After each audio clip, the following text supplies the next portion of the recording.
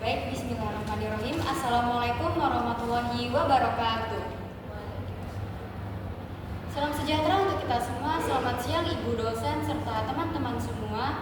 Terima kasih kepada Ibu Yulianti Rashid selaku pengampu mata kuliah dasar-dasar komposisi. Perkenalkan, kami dari kelompok 3 dengan saya Rasti Ramsyifa dengan NIM 2501647 selaku moderator pada acara kali ini. Tentu saja saya di sini tidak sendirian. Saya bersama rekan-rekan saya. Yang pertama ada Saya Amanda Altamza dengan NIM 2501683. Saya Alia Patriza dengan NIM 2501681. Saya dengan Keisha Omelia Hasana dengan NIM 2501668. Saya Syahara Ar-Rasyid dengan NIM 2501661. Saya Zahratul Karimah dengan NIM 2501665.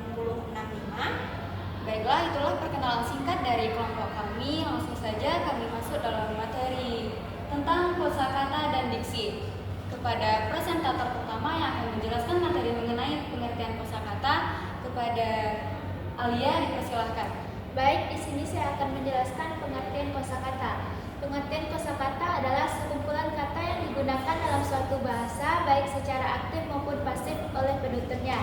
Ia mencakup kata dasar, turunan, dan serapan serta akan terus berkembang dalam konteks sosial, budaya, sejarah, dan interaksi sosial.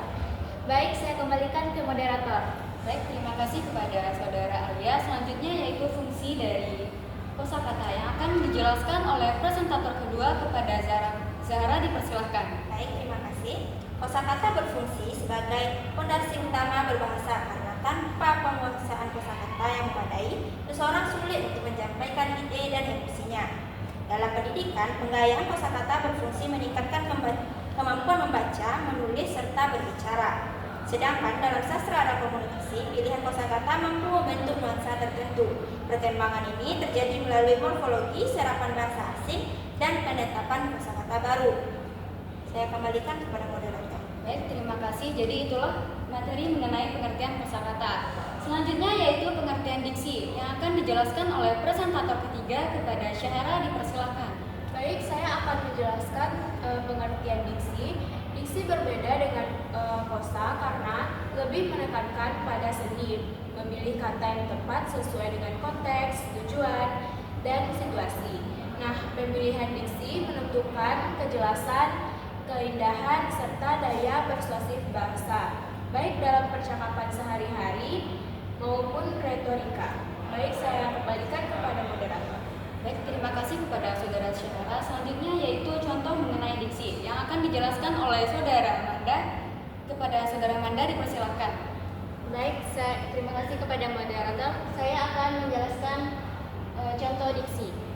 Misalnya, kata kutip wafat lebih sering digunakan dalam situasi resmi daripada kata kutip mati yang terasa jauh lebih lugas. Dalam karya sastra, diksi juga digunakan untuk membangun suasana tertentu dan membangun imajinasi pembaca. Saya kembalikan kepada moderator.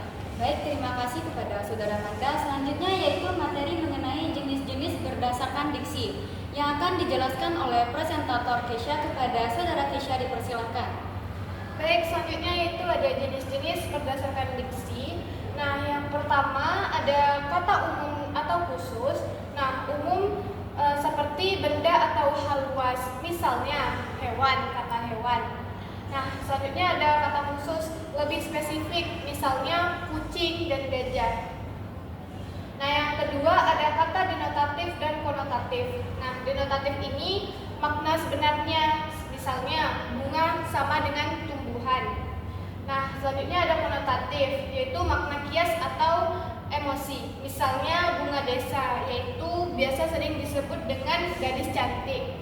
Nah, selanjutnya ada kata baku atau tidak baku.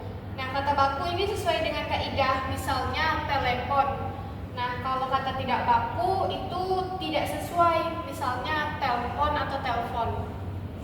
Nah, selanjutnya ada kata ilmiah atau populer. Nah, ilmiah ini digunakan dalam tulisan akademik, misalnya fotosintesis. Nah, selanjutnya ada populer, bahasa sehari-hari. Misalnya tumbuhan membuat makanan